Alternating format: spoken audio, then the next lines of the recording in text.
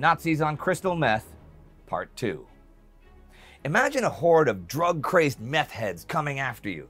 Now imagine these meth heads armed to the teeth with machine guns, howitzers, fighter planes, and tanks. Now imagine that the meth heads are being given orders by another meth head with a history of murderous instability. That's pretty much what happened in Poland, Scandinavia, the Benelux countries, and France in 1939 and 1940 when the Wehrmacht invaded.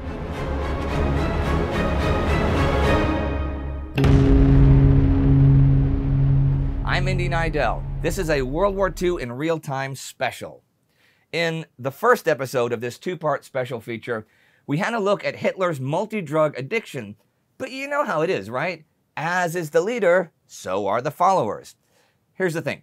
Before and during the Great War, it was German pharmaceuticals that created the patents for narcotic drugs like heroin and morphine and painkillers like aspirin.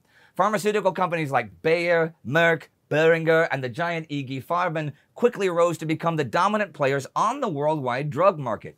As these drugs really hit the German domestic market post-war, Berlin turns into a literal sin city.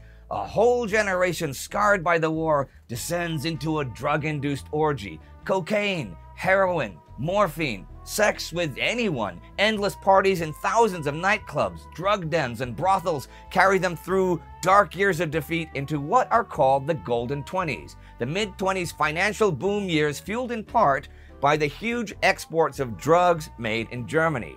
By 1925, when the rest of the world was banning these substances, Germany was the uncontested world leader in opiates like heroin and alkaloids like cocaine. In some years, they bought the entire yearly Peruvian production of coca paste and produced 40% of the global cocaine output. In 1929, it was Hamburg, not Sinaloa, that was the hub of the global cocaine trade. But all good things must come to an end. And under international duress, Germany's Weimar Republic government agrees to criminalize most opiates and alkaloids in 1930.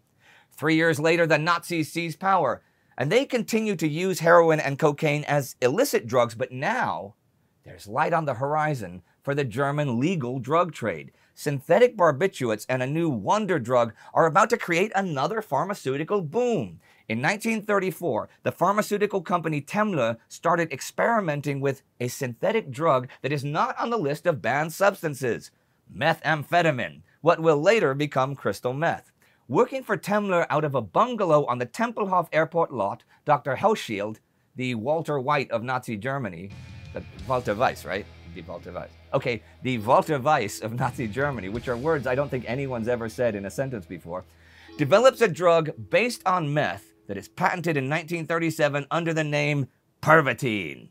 It's a huge hit, marketed as a wonder drug that will help you be a more efficient worker, a better student, a more caring mother. It will induce weight loss, and apparently it can even help overcome frigidity.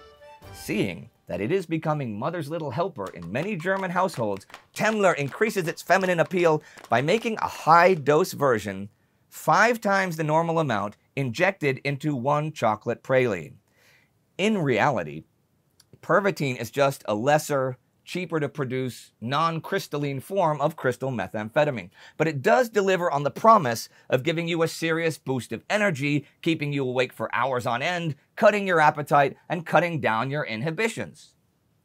But it does have some nasty side effects like depression, delusions, well, a whole slew of physical problems, not to mention that it is extremely addictive. As it happens, I myself have tried Pervitin. This is true, right? Really? Yep.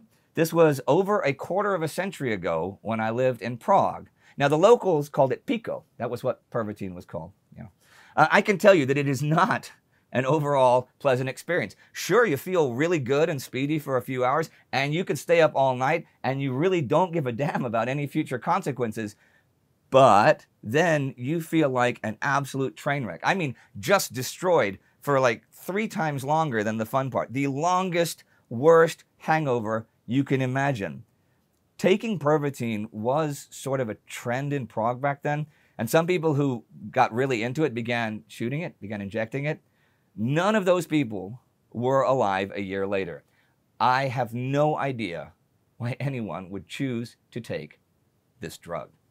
Anyway, when World War II breaks out, a significant portion of the Wehrmacht will march into battle jacked up on that very drug. Development of performance-enhancing drugs in the German army starts when Professor Dr. Otto Reinke becomes head of the Institute for General and Military Physiology in 1937. It is his job to look for ways to protect the German army soldiers from external factors with appliances like anti-dust goggles for motorcycle drivers or bulletproof helmets for the tropics. In other words, he develops gadgets. At the Militärärztliche Akademie, the Military Medical Academy, he starts to look for ways to beat fatigue, which in his mind is enemy number one for a soldier. Fatigue has the power to decide the outcome of the battle. In battle, the endurance of a soldier in the last 15 minutes are essential.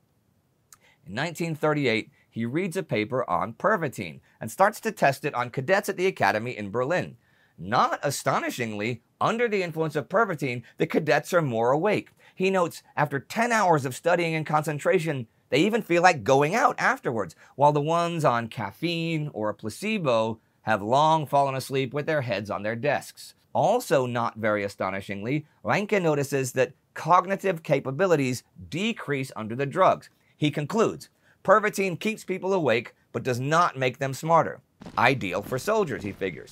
In fact, pervitin tablets are already used by the soldiers on their own initiative during the occupation of Czechoslovakia in 1938. But by September 1939 and the invasion of Poland, the military has worked with Temmler to develop the assault pill, and it's a hit. From April to December 1939, Temmler delivers 29 million tablets to the German army. By May 1940, the pill is an integral part of the Blitzkrieg, seen as a pharmacological wonder weapon. During the 6-week invasion of the Benelux countries and France, over 35 million pills are consumed by the Wehrmacht. They even put pervitin into candy bars, known as Flieger Marzipan for pilots and Panzer Schokolade for tank crews. And the soldiers love it.